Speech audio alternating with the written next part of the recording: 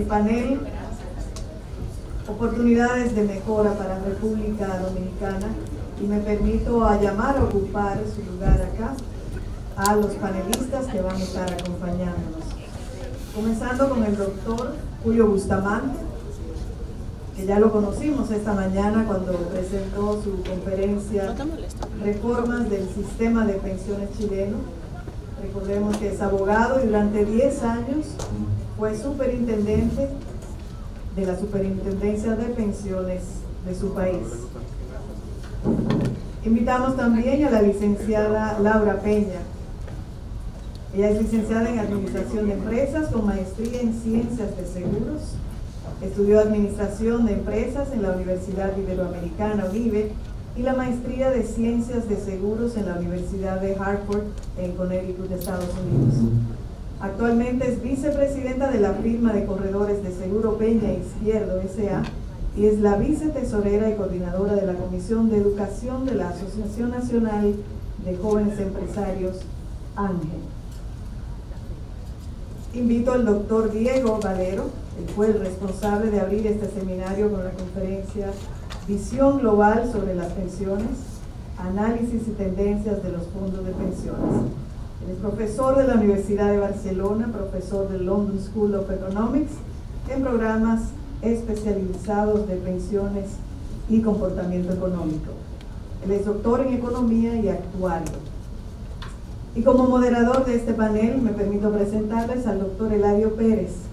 Él es el coordinador del Observatorio de Seguridad Social, OCE-SINTEC, doctor en Medicina, especialista en Salud Pública Internacional y Epidemiología de la Escuela Nacional de Sanidad de España, máster en Gestión Sanitaria de la Escuela de Negocios y máster en Alta Dirección de la Universidad Rey Juan Carlos. Doctor Pérez, le cedo el escenario. Muy buenas tardes a todos. Para mí es un gran placer poder compartir este espacio con nuestros dos invitados internacionales y una de las empresas más destacadas de nuestro país, que es la directora del Consejo Directivo del CONEP. Como hemos visto en el transcurso de esta jornada, hemos tenido muchas experiencias ya del ámbito internacional, también hemos conocido un poco del ámbito nacional. Y quién mejor que estos dos expertos, que además de tener gran conocimiento en el ámbito internacional, conocen República Dominicana, tanto así que podemos decir que ya lo considera dominicana, el señor Bustamante. Entonces, ya para darle inicio al panel con las oportunidades de mejora, nosotros podemos mencionar que el sistema previsional es relativamente joven en la República Dominicana. Y podemos decir que comenzó en el 2003. Relativamente lo menciono porque podemos decir, bueno, tiene casi 20 años, pero para un sistema de previsional es relativamente joven. Entonces, por esa razón, consideramos que es pertinente decir que tiene oportunidades de mejora, como lo ha mencionado el señor Diego Valero, el señor Bustamante anteriormente, y menciono algunas de las posibles aristas de discusión que podemos ver como vías de mejora. Menciones como un desempeño institucional de las instituciones estatales y privadas que manejan los fondos de pensiones, el acceso a la información, como mencionaba la doctora Avilés anteriormente, participación de la población afiliada, el marco jurídico institucional. Tenemos que recordar que somos un país que tiene una ley de acceso libre a la información, que garantiza que tengamos ese acceso a información, pero no le dice en qué tiempo, por ejemplo, la celeridad que vamos a conseguirla. Igualmente las tecnologías que pueden estar al servicio de la población para el manejo de las pensiones. Entonces, abrimos el panel, les dejo abierto a ustedes cualquier oportunidad de mejora que ustedes consideren o en los ámbitos antes mencionados. Sí, si me permiten, pueden iniciar. Primero, darle las gracias a esta Casa de Estudios por esta invitación que nos hiciera el colegio para poder compartir la visión del sector empresarial en lo que respecta al sistema de pensiones de la República Dominicana. Nosotros entendemos que este sistema ha sido una de las grandes conquistas de los trabajadores de la República Dominicana y ha venido a dar tranquilidad no solamente a los trabajadores, sino también al sector empresarial. En el 2001, cuando se firmó esta ley, prácticamente ninguna empresa tenía un sistema de pensiones, solamente se limitaba a las multinacionales que ya venían con un sistema y tenían una costumbre de ahorro. Las empresas locales, pues prácticamente ninguna tenía un plan de pensiones. Con esta ley, pues entonces incentivamos el ahorro nacional. Escuché esta mañana el superintendente decir que ya ese ahorro nacional representa un 16% del PIB. Señores, eso es un gran logro. En apenas 18 años que tenemos de sistema, realmente es un logro importante para nuestro país, porque eso se ha traducido en una estabilidad macroeconómica. Tenemos estabilidad sana en nuestro país, tenemos inversión extranjera, eso ha traído inversión extranjera a nuestro país. Nosotros como empresarios podemos constatar cómo hemos visto el cambio.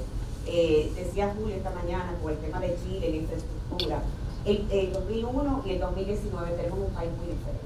Tenemos crecimiento en la construcción, crecimiento en el turismo, crecimiento en la economía, y no podemos dejar de lado que mucho de esto se debe al sistema de pensiones y lo que aporta eso a nuestro país. Por eso es que el sector empresarial apoya seguir aportando este sistema, seguirlo robusteciendo, porque además en el PONEP creemos en el empleo de calidad, el empleo formal, eso es lo que abogamos en el PONEP, y a través de un sistema de pensiones eso presiona a que los empresarios se formalicen, porque ya el empleado, el trabajador está informado sobre cuáles son sus derechos y cuáles son sus deberes y demás, y eso presiona a la empresa a formalizarse. He visto muchas empresas pequeñas que no habían entrado en un sistema de seguridad social y porque sus empleados los presionaban, poco a poco pudieron entrar y ya son empresas formales. Y eso es lo que nosotros necesitamos. Necesitamos ir eliminando ese sector informal de la economía para que las personas entren a la formalidad y tengan un empleo de calidad que le ofrece protección. Entonces, antes de ver las mejoras, yo quería compartir cómo el CONEP ve lo que se ha aportado, lo que este sistema ha aportado. No tenía un mercado de valores en el 2001. Hoy en día, en el 2018, se transaron 43.5 billones de dólares en el mercado de valores de República Dominicana. O sea, realmente es un gran logro para nuestro país y es algo que debemos de exhibir. Este país es una envidia de muchos países latinoamericanos por el crecimiento macroeconómico que nosotros tenemos. Y todo eso yo sé que tiene que ver con el tema de los fondos de pensión. Es un tema muy interesante, esa parte de la bolsa de valores, como se ha iniciado en la República Dominicana y como mencionaba esta mañana el señor Bustamante, de cómo ellos empezaron a invertir en el extranjero. ¿Usted podría decirnos, señor Bustamante, algunas de las barreras que enfrentaron y cómo la pudieron vencer para esa transición? Bueno,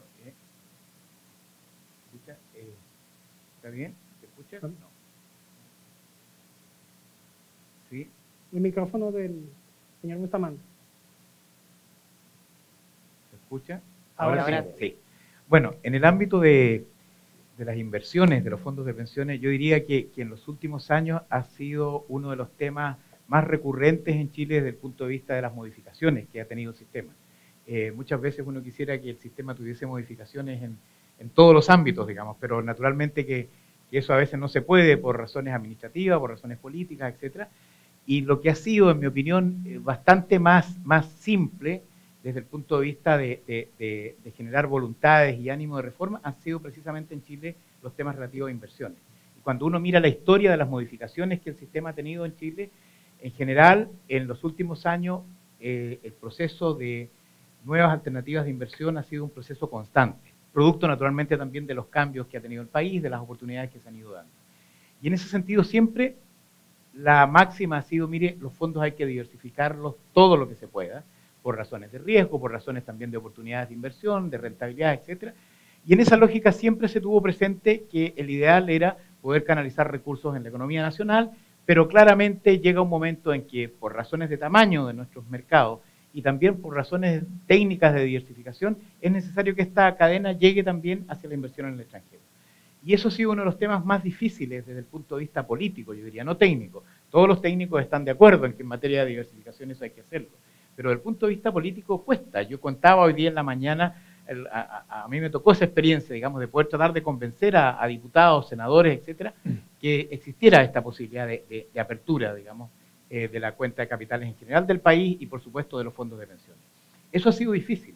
Y yo creo que en países que tienen muy controlado todo el tema del tipo de cambio, de la forma como manejan la situación de cambio, se hace también más difícil. Entonces, ¿qué es lo que nosotros hicimos en la práctica? Un proceso de convencimiento gradual. ¿Ya? Nadie pensó en decir, mire, el 30% de los fondos hay que invertirlos afuera inmediatamente. No. Partimos con una cosa casi minúscula, yo diría, un 5% máximo. Además, sujeto a regulaciones del Banco Central. Sacamos ahí un poco el tema de lo que eran las regulaciones de la superintendencia y le dimos un cierto papel al Banco Central por las razones de tipo de cambio, etc. Y en la práctica, entonces, la experiencia que nosotros tomamos es que primero eso hay que hacerlo, claramente hay que hacerlo, pero en segundo lugar hay que hacerlo en forma gradual, con un proceso de convencimiento que hay que trabajarlo, que no es una cosa simple. Y como les decía, nosotros partimos con un 5%. ¿Y qué es lo que pasó después? Cuando empezó después a seguir el aumento de ese margen de inversión hasta hoy día un 60%. ¿Qué pasó después? Que después lo que se hizo es que se empezó empíricamente a demostrar la bondad que esto había tenido. ¿Bondad en qué sentido? Primero, en distribuir el riesgo, porque claramente una economía concentrada solamente en un país, con inversiones solamente ahí, tiene mucho más riesgo que si uno lo diversifica, por un lado. Pero por otro lado, lo más importante fue lo que les decía en la mañana, que el efecto que esto produjo fue que de cada dólar que salía entraron 3, y hoy día es más, ¿ya? Producto de la inversión extranjera, porque ven un país que en definitiva tiene ahorro, que está dispuesto a poner ese ahorro también afuera, por tanto el inversionista extranjero dice yo puedo entrar y sacar mis recursos con facilidad, si lo pensar así, y en la práctica entonces eso va generando un círculo virtuoso. Entonces yo diría, para resumir el tema, primero que hay que generar un proceso de convencimiento, partiendo por la gente. Estoy pensando aquí en el gobernador, en el Banco Central, etcétera. Partiendo por la gente que maneja todo el tema fundamentalmente de tipo de cambio. Uno. Segundo, que estas cosas hay que hacerlas gradual. Yo estoy convencido, no solamente en esto, también en la edad de jubilación y en varios otros temas, que hay que actuar con cierta gradualidad y para eso hay que hacerlo con tiempo. Hay que actuar con gradualidad. Y tercero, yo creo que hay que demostrar posteriormente en forma clara, empírica, las bondades que eso tiene. Y eso es un poco el camino que ha seguido Chile. Y hoy día yo lo veo realmente una cosa impresionante porque el margen hoy día es de un 60%. O sea, podría llegar que del total de los fondos de pensiones, el 60% estén afuera, invertidos afuera. Pero eso significa un nivel de ingresos también el triple de lo que sale. Así es que básicamente esa ha sido la tónica y la práctica como ha operado la situación en Chile, en esa parte, digamos, de las inversiones. Muy bien. ¿Y usted, doctor Valera, qué usted considera en su experiencia ya pudiendo evaluar diferentes países? ¿Ha sido positiva esa inclusión al exterior de las inversiones? ¿Lo ve de una manera coherente? Por supuesto. Estoy totalmente de acuerdo con lo que comentaba el doctor Bustamante. Yo creo que, vamos a ver, a medida que los fondos crecen en el país, si solo se invierte en títulos locales, se genera una inflación de precios de los títulos locales. Por lo tanto, para conseguir un adecuado pago por el valor, lo que hay que hacer es diversificar globalmente. Además, a veces nos olvidamos que el objetivo fundamental de los fondos de pensiones es pagar pensiones. No es, aunque también puede ayudar, pero no es ayudar a la economía. O sea, el objetivo fundamental son pagar pensiones.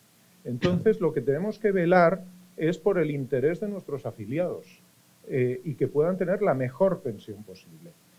Es evidente que una buena diversificación va a generar que nuestros ahorros puedan irse a otros lares y que de ahí nos devuelvan una rentabilidad que no va a tener que pagar nuestra economía, que la va a pagar otra economía.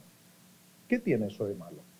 Yo creo que es imprescindible abrir, por supuesto, las experiencias de los países que invierten fuera es mucho mejor porque además la teoría de la gestión de riesgos evidentemente está ahí, estás menos expuesto a crisis nacionales de un momento.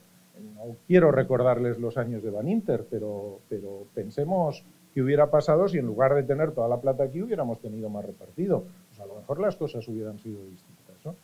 Por lo tanto, yo creo que ese es un principio fundamental de una sana gestión de las inversiones. Y además, como trataba de apuntar esta mañana yo también, creo que con una amplitud de miras mucho mayor, no solo invertir fuera, no solo es invertir en bono del Tesoro de los Estados Unidos. Hay muchísimas más cosas que poco a poco, con gradualidad. Yo creo que en pensiones, como tú decías, todo se tiene que hacer con gradualidad, porque no podemos llegar como un elefante y tratar de cambiarlo todo. Hay que ir gradualmente, pero siempre con una estrategia y un objetivo claro. Muy bien. ¿Y ustedes qué consideran de cómo enfrentar esa informalidad? Por ejemplo, la señora Laura hablaba de que hemos visto cómo se han incorporado por la presión que han hecho los trabajadores en las industrias que se han incluido entonces en la TCS. ¿Cómo ustedes han visto en el ámbito internacional y cómo se ha podido luchar contra esa informalidad, que es un problema que no es solamente de República Dominicana? ¿Qué ustedes pueden aportar? Bueno, mire, yo quisiera hacer un comentario respecto de ese tema en términos también más globales de lo que significan los cambios en el mercado del trabajo. Algo traté de decir hoy día en la mañana también. Yo creo que, claro, hoy día nosotros hablamos mucho del tema de la informalidad porque efectivamente asociamos a labores precarias, a funciones precarias, funciones esporádicas, etcétera, etcétera. Pero yo tengo la percepción, y me pongo a lo que puede ocurrir en 10 años más, que el mercado laboral va a cambiar completamente, que es un poco la experiencia que yo veo en Chile. Lo decía, la gente joven hoy día quieren emprender, quieren hacer negocios propios, quieren trabajar por cuenta propia. En Chile hay hasta publicidad que dice, no quiero tener jefe, ¿no? O sea, quiero ser yo el jefe. ¿Ya? Y eso a mí me parece fantástico. O sea, yo creo que va a ser un cambio. Yo lo veo en mis hijos, lo veo en los amigos de mis hijos, cómo ellos piensan con una lógica distinta. Nosotros pensábamos en ser empleados, ¿no? Cuando salíamos de la universidad. Los muchachos hoy día, algunos sí y otros no, otros tienen otras lógicas. Entonces yo visualizo que desde el punto de vista del mercado laboral van a haber realidades muy distintas que a lo mejor en ese momento podríamos asociar la que es hoy día la informalidad, porque van a ser independientes, trabajadores por cuenta propia, pero no son informales y probablemente van a ganar más y van a tener mejores ingresos que lo que es una persona con un empleador, digamos. Entonces esa realidad hay que reconocerla. Y ahí es donde yo creo que la seguridad social hoy día tiene que ponerse en esa visión de qué es lo que va a ocurrir desde ese punto de vista. Esa gente no va a tener empleador, por tanto no va a haber una planilla, una factura para pagar cotizaciones. Entonces, ¿cómo incluimos esas realidades laborales de los próximos años en la situación de la cobertura que queremos dar para tener una vejez feliz o cubrir los riesgos de invalidez o muerte que son los riesgos que queremos hacer? Entonces, yo en ese sentido creo que hay que trabajar en eso. Y en Chile, por ejemplo, como les decía, ya se optó en esta reforma por decir, mire, vamos a obligar, no a todos los independientes, a los que tienen un nivel de renta razonablemente medio o alto, $2.000 se dijo en Chile.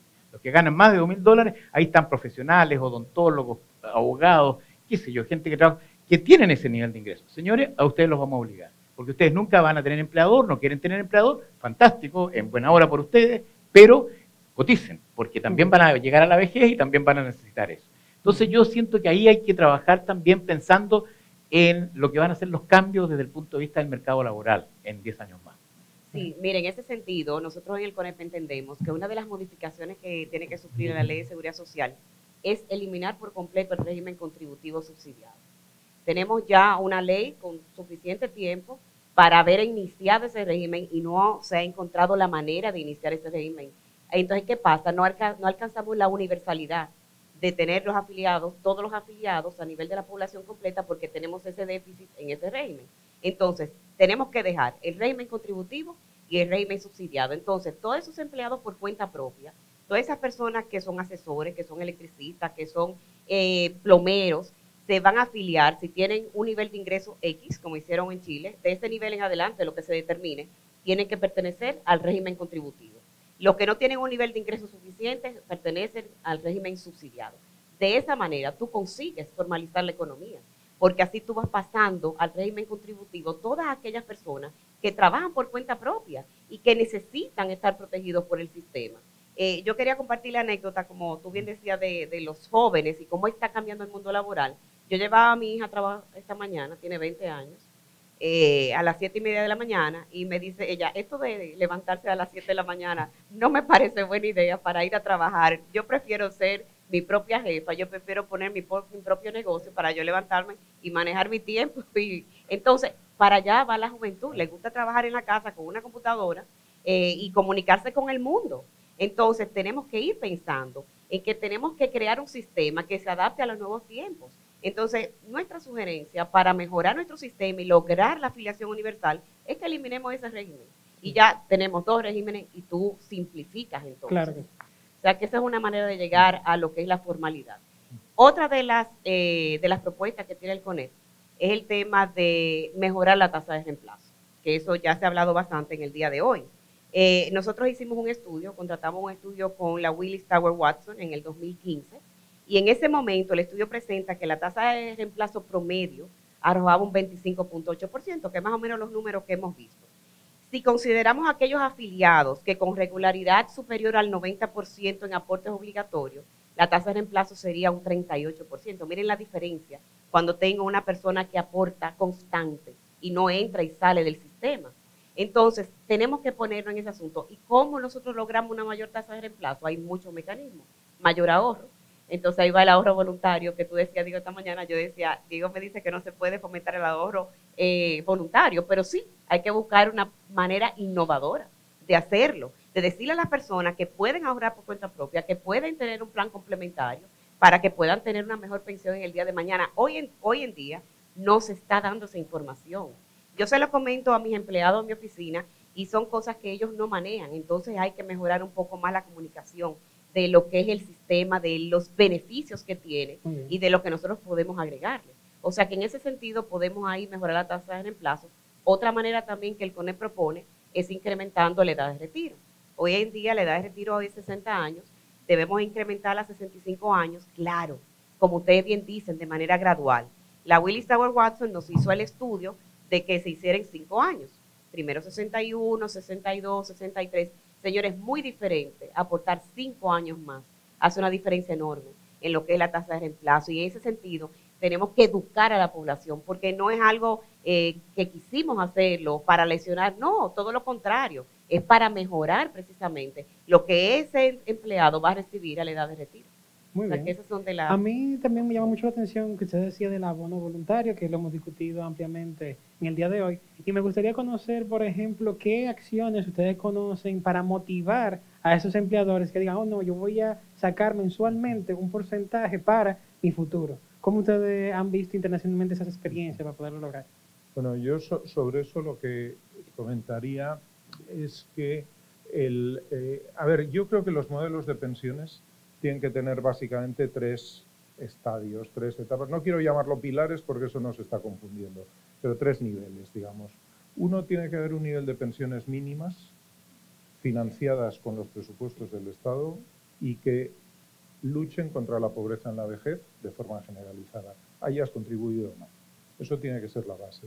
Luego tiene que haber un sistema contributivo que puede ser en los países donde está funcionando así con cuentas individuales, en otros países como Suecia, por ejemplo, con sistemas de contribución definida nacional, en otros países con sistema de reparto puro, da igual. Lo que sí tiene que haber es una auténtica vinculación entre el esfuerzo de contribución y la pensión que se percibe. Y luego un tercer nivel, que sí es voluntario. Yo cuando decía que el voluntario puro no funciona, no es que no crea que no tenga que haber voluntario, naturalmente que sí, por supuesto. Y sobre todo, en el ámbito de las empresas, de las relaciones entre empresas y trabajadores. Yo creo que ahí hay una parte del salario que puede ir en forma de salario diferido, que eso está funcionando en muchos países, que ese salario diferido tiene muchos elementos. En primer lugar, es antiinflacionario, porque eso se genera, no va directamente al consumo, sino que va al ahorro a largo plazo. Eso hay que hacerlo, miren, los países europeos que realmente funcionan en esto, y no se cuenta entre ellos el mío, los que funcionan en esto son sobre todo países nórdicos, Holanda, etcétera, donde los sistemas de empleo, sistemas ocupacionales, que se llaman, son absolutamente generalizados. Y como mínimo 80 o 90% de las empresas lo ofrece a sus trabajadores en forma de negociación, pueden ser gremiales, sectoriales, puede ser empresa a empresa, etcétera, etcétera. Por lo tanto, ahí tiene que haber una parte muy importante. Y luego, el que quiera y pueda de forma individual hacer un esfuerzo adicional, lo puede hacer. Para todo eso es para lo que yo esta mañana trataba de explicarles que sirve la economía del comportamiento, para que todo ese ahorro que no es fácil hacer, nos ayudemos de pequeños trucos, por así decirlo, para canalizarlo. Pero es cierto que donde se reciben las mejores pensiones del mundo no es solo porque haya un sistema de carácter contributivo público con gestión pública o privada, me da igual, pero público. En esos, sino los que tienen verdaderamente sistemas de pensiones en las empresas que pueden generar un complemento muy importante para los trabajadores. Muy bien. ¿Qué usted opina, doctor Bustamante, con respecto a la parte de aporte voluntario? No, yo comparto plenamente lo que se ha señalado acá. Yo creo que hay un tercer nivel en cualquier sistema de pensiones medianamente bien organizado que uno quisiera tener, que es que la gente voluntariamente cotice más y aporte más y ahorre más, porque yo creo que esa es la palabra, ahorre más para los efectos de mejorar las pensiones que el sistema social les está tratando de dar. Y en ese sentido, claro, lo que tradicionalmente se ha estado haciendo es buscar por la vía de incentivos que la gente logre hacer eso. Y los primeros incentivos que uno busca son, por ejemplo, los tributarios, los fiscales. Entonces, mire, lo que usted cotice por acá lo va a liberar de impuestos, entonces trate de usar estos mecanismos porque va a tener un incentivo por esta vía.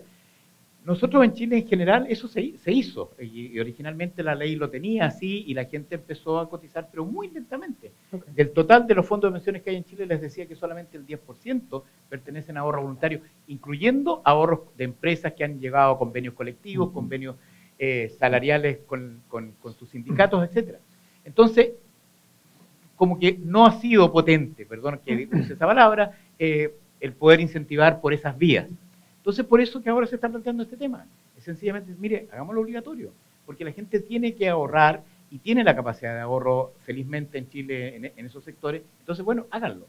Y por la vía fundamentalmente de asociar también esto con los impuestos en Chile, porque hoy día, gracias a Dios por la tecnología, hoy día uno puede hacer todo prácticamente. Entonces, la vinculación con la tecnología que hoy día existe para poder verificar efectivamente los niveles de ingresos de las personas, permite utilizar estos mecanismos. Pero yo estoy totalmente de acuerdo en que hay que hacerlo, o sea, y hay que incentivar. Yo mostraba una lámina del Economist a propósito, y la frase era, el tema es el ahorro. Si lo que hay que hacer es ahorrar, esa es la palabra en definitiva, y todos los sistemas de seguridad social y de pensiones especialmente, detrás de todo eso está el tema del ahorro.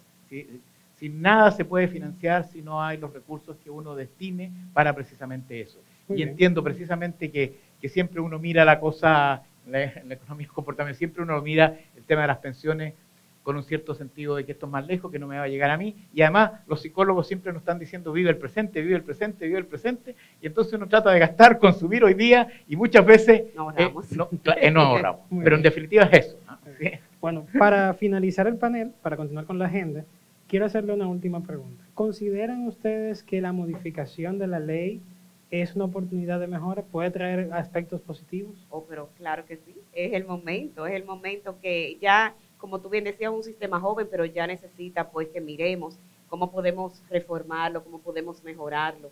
Y definitivamente el tema de, por ejemplo, de la ley que está en el Congreso ahora mismo en aprobación, ofrece lo que sería el fortalecimiento de la Tesorería de la Seguridad Social, lo cual es muy importante para el tema de la fiscalización, para hacer más eficiente el cobro, para que la tesorería pueda tener el poder de hacer acuerdos de pago. O sea, hay cantidad de empresas que han dejado de pagar quizá un año, porque han tenido años malos, porque hay años malos en las empresas, y han querido hacer acuerdos de pago y el tesorero no tiene esa capacidad de hacer ese acuerdo de pago. Las multas son enormes, son a veces hasta más grandes que lo que es la deuda de capital, eso no tiene ningún sentido. Entonces, eso es por mencionarte un aspecto de los tantos aspectos que se pueden mejorar. Definitivamente es un momento que tenemos que aprovechar para incentivar que esta ley sea mucho mejor de lo que ya es. Y finalmente, uno de los mensajes que traía del CONEP era que tenemos que tener una capacidad de comunicación, de información más eficiente con la población en general. Hay una cantidad de falta de información, la gente no entiende para qué es que les cuentan, para cuándo es que lo puede usar. En mi oficina llegan los estados, no los entienden, van a mi oficina para que yo se los interprete, hay que buscar una manera más sencilla, porque la mayor parte de estos estados llegan a personas de escasos recursos que trabajan como obreros en las empresas. Entonces, tiene que ponérselo de una manera digerible. Hay que entrenar a la población y decirle, esto es un dinero para su futuro. Hay cantidad de personas que van a donde me dicen, ¿dónde yo puedo buscar este dinero? ¿Dónde yo lo puedo retirar? Yo no puedo tomar un préstamo como garantía. No, señor, eso es pensión. Entonces, hay que educar, hay que llevar, a nivel general en la televisión, en la radio, que se oye mucho en este país, hablar sobre lo que significa este plan de pensiones, porque la gente lo que siente es que le están quitando un dinero, que hoy en el día lo puede usar para otra cosa más importante en su casa, y no ve que el día de mañana le está solucionando un problema para no vivir de sus hijos, como la mayoría de los padres viven hoy en día de sus hijos, porque no tienen ingresos, porque no tuvieron pensión. O sea que ojalá que vamos a robustecer el sistema, vamos a mejorar la comunicación y vamos a mejorar para la población completa. ¿Usted conoce la Sí, la conozco. ¿Considera? Sí, bueno, de hecho yo hace 2 años participé en un trabajo que hizo el BID para proponer medidas para la reforma del sistema, y cuando vi este proyecto vi con alegría que una pequeña parte de las recomendaciones iba en esto. Yo creo que lo que va en este proyecto, que no sé si saldrá o no saldrá, en fin, ustedes lo saben mejor que yo, pero lo que va en este proyecto tiene algunos elementos fundamentales. La lucha contra el fraude tiene que ser, como decía Laura, tiene que ser algo necesario y posible. Quien se encarga de eso tiene que tener instrumentos para hacerlo, porque si no es inviable. Hay que reforzar totalmente, o sea, no puedo estar más de acuerdo con lo que decías, hay que reforzar la información. Hay que quitar del tablero político el tema de las comisiones, porque ese no es el problema, claro, pero estamos focalizados en eso y no ese es el problema. Y hay que abordar luego una reforma mucho más en profundidad que aborde los 2 principales problemas desde mi punto de vista que tiene. O sea, puede haber muchos problemas, pero no se asusten, muchos problemas los tienen todos los sistemas de pensiones del mundo. Puede haber muchos problemas, pero para mí hay 2 fundamentales, que es la cobertura y es el nivel de pensión, lo que llamamos tasa de reemplazo, que tenemos luego. Esos son los 2 principales problemas. Entonces, si tenemos un sistema con una ley que tiene 3 regímenes, que uno de ellos no ha entrado nunca en vigencia ni entrará, bueno, pues es tan sencillo como tacharlo y fuera. Eso, lo que tenemos que tener es que, porque hoy en día los cuentapropias, ¿dónde cotizan? ¿Dónde? Y los cuentapropias no solo son los que venden manguito en las calles, ¿no? Hay dentistas, abogados, etcétera, que también son y que deberían cotizar. ¿Dónde lo hacen? Bueno, pues eso hay que dar una solución. Lo que hay que hacer es ampliar la cobertura del sistema, pero a la vez ampliar también la tasa de reemplazo, porque lo que queremos es tener pensiones dignas, como antes decía. Esos son los principales problemas que desde mi punto de vista tiene el sistema y contra los que hay que luchar, y para eso se pueden hacer muchísimas cosas. Muy bien. ¿Tiene algún aporte respecto a la modificación de la ley y la propuesta actual? No, yo quiero compartir, quisiera hacer otro comentario. Yo quiero compartir que la necesidad de poder hacer esta reforma y en un plano más bien técnico, donde no se conjuguen tantos temas políticos, porque yo sé que esto tiene esa connotación política. A mí no me gusta mucho tampoco que estas discusiones se hagan en periodos eleccionarios, digamos, porque tienen efectos negativos, digamos. El ideal es que esto se haga con tranquilidad, cuando estamos todas las almas calmadas, etcétera. En ese sentido, bueno, uno siempre aspira a que las cosas se hagan en esas lógicas, pero yo creo que es fundamental generar los procesos de perfeccionamiento, llamo yo, para los efectos de poder corregir gradualmente y los temas que son prioritarios, y desarrollar lo que hay que hacer desde el punto de vista de mejorar el sistema. Yo quería hacer un último comentario respecto de la regulación y control. Yo creo que uno de los temas importantes en materia institucional es que todos estos sistemas requieren de procesos de regulación, control, fiscalización, probablemente por deformación profesional, porque yo estuve en ese rol, pero en definitiva creo que el rol de la regulación y fiscalización es muy importante en lo que yo llamo la promoción del sistema. Yo me acuerdo que cuando yo asumí, el presidente que me nombró me dice, mire, yo lo que quiero es que usted promueva y regule el sistema. O sea, la promoción es muy importante. El regulador tiene que estar comprometido con sacar adelante el sistema, que funcione bien. No es solamente su responsabilidad de regular y fiscalizar, sino que también de promocionar de que el sistema funcione. Y yo creo que eso también es un tema muy importante y aquí se está haciendo. Yo veo felizmente, y no solamente en el sector pensiones, también lo veo en valores, cómo los reguladores están precisamente promoviendo el desarrollo de sus mercados. Y eso es bueno. O sea, no hay que tener solamente el regulador fiscalizador, controlador, que es su función importante, pero también tiene que ser el gran líder de la promoción del sistema. Muy bien.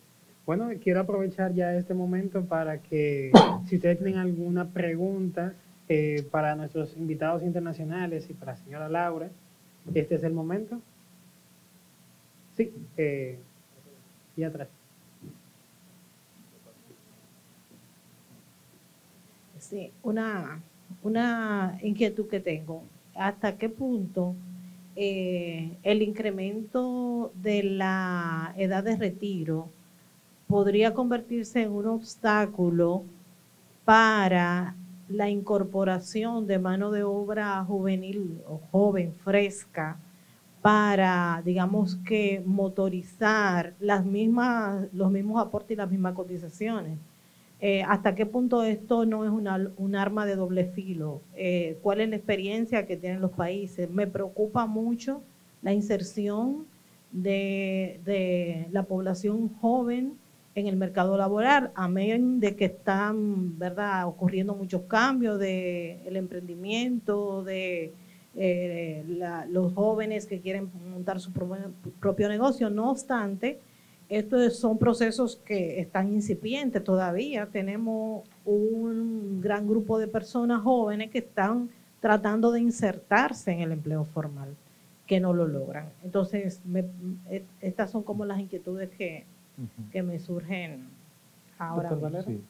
Yo, si le puedo contestar a eso, le diría que hay ya muchos estudios que demuestran que no afecta el alargar la edad de jubilación, no afecta a la entrada del mercado laboral, porque continuamente, primero, que los jóvenes no sustituyen a los viejos, por así decirlo, cada cual tiene su tarea, su papel, y no afecta. Quizá debería preocuparnos más si quien tiene que cotizar al final son los robots, ¿eh?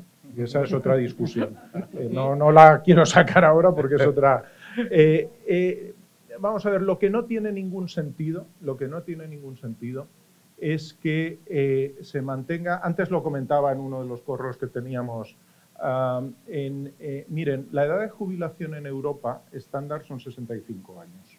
¿Saben cuándo se puso esa edad de jubilación? En 1880. Y se acaba de cambiar ahora en algunos países. Y en mi país, en España, no 5 años en 5 años, 2 años en 20 años.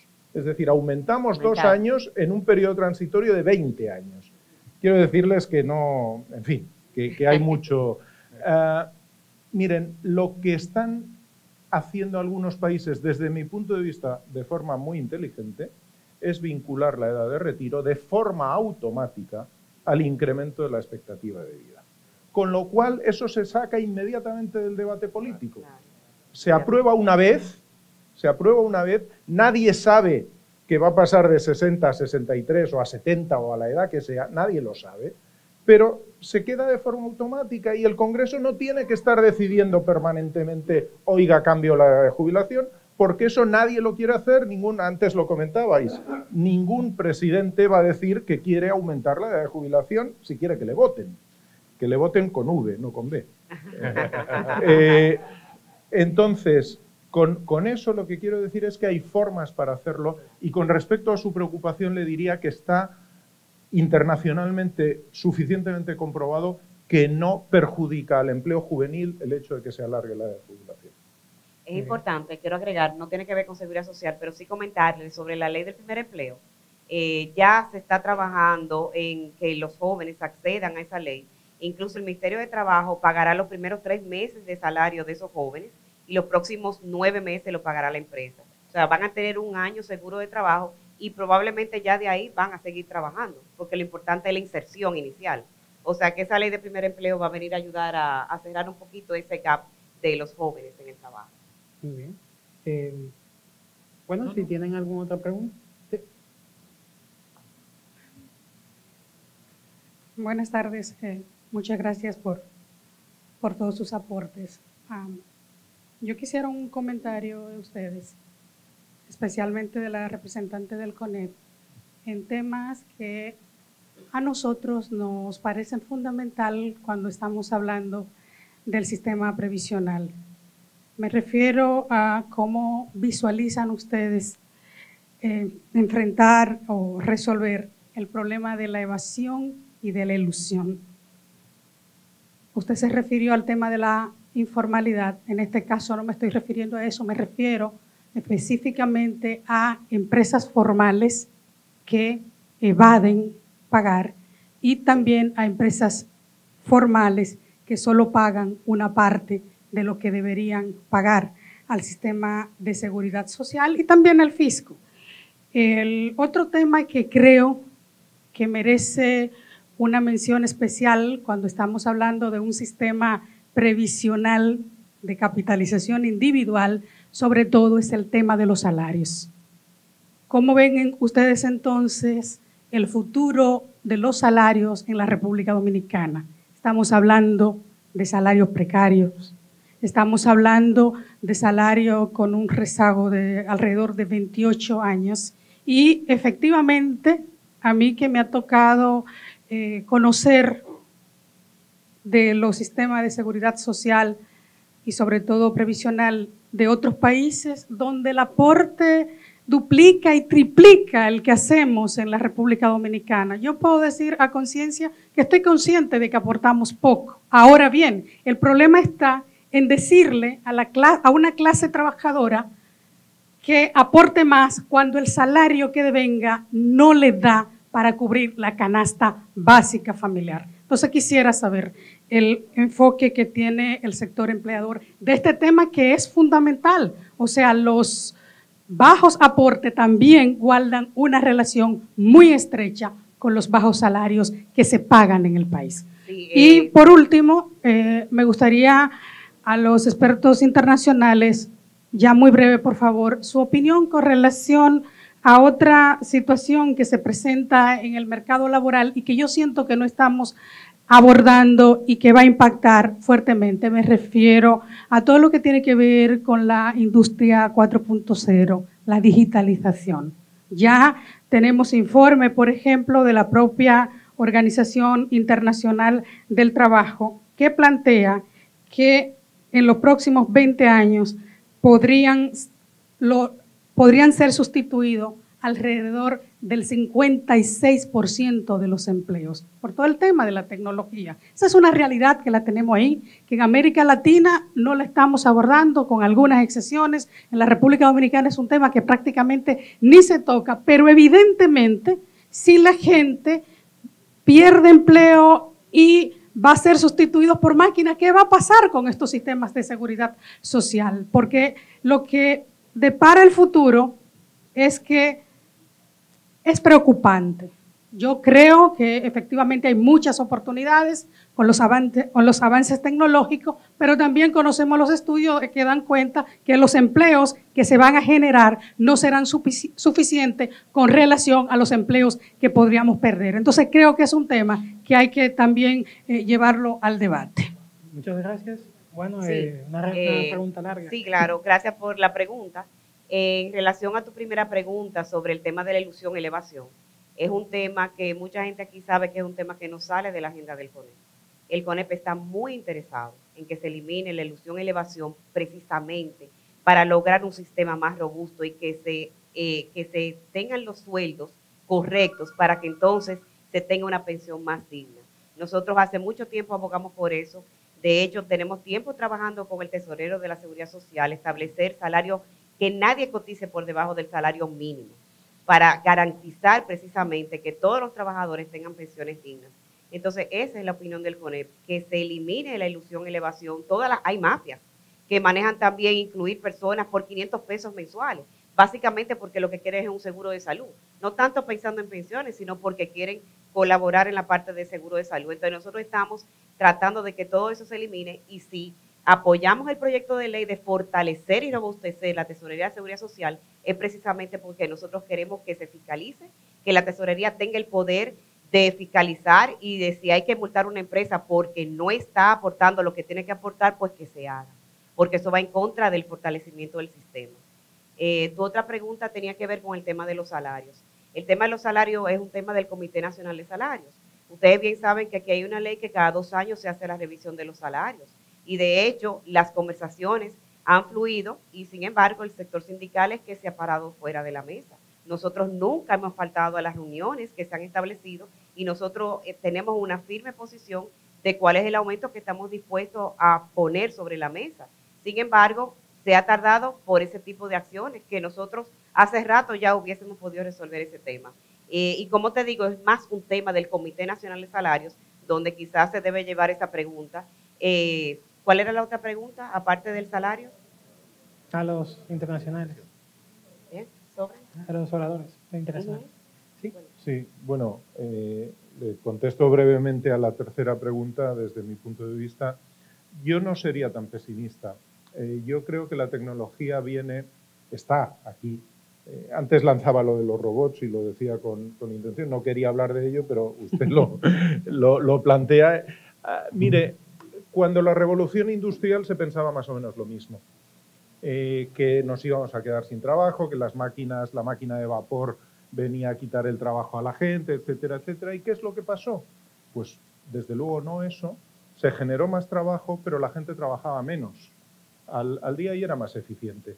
Yo creo que lo que necesitamos no son horas de trabajo, sino productividad, eficiencia. Y creo que la tecnología viene a ayudarnos a que seamos más productivos, más eficientes.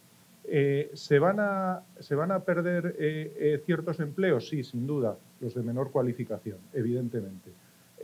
¿Se van a generar más? No lo sé, no lo sé. Yo la verdad es que a mis alumnos, yo aparte de la universidad doy clase también a alumnos de bachillerato, y siempre les digo, yo no sé qué vais a hacer vosotros porque seguramente vuestra profesión no se ha inventado todavía. No se ha inventado todavía. Y es muy probable que eso suceda. Pero al final la sociedad avanza siempre, con altibajos, pero avanza siempre. Yo entiendo perfectamente su preocupación, la entiendo. Creo que habría que tener políticas de Estado en todo eso. Eso no tengo la menor duda. Pero yo no soy especialmente pesimista en cuanto a eso. De hecho, los países que han tenido un mayor desarrollo tecnológico son los países más ricos y donde la gente vive mejor.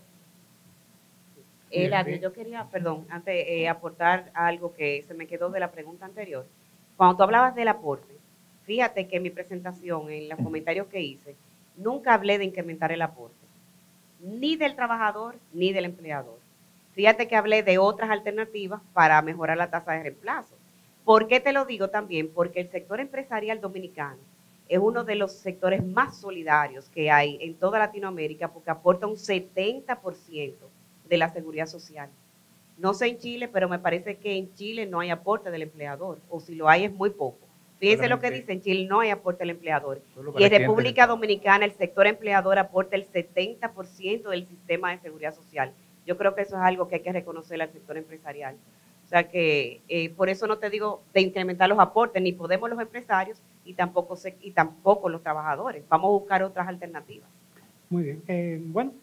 Yo quisiera hacer un último comentario, compartir el tema.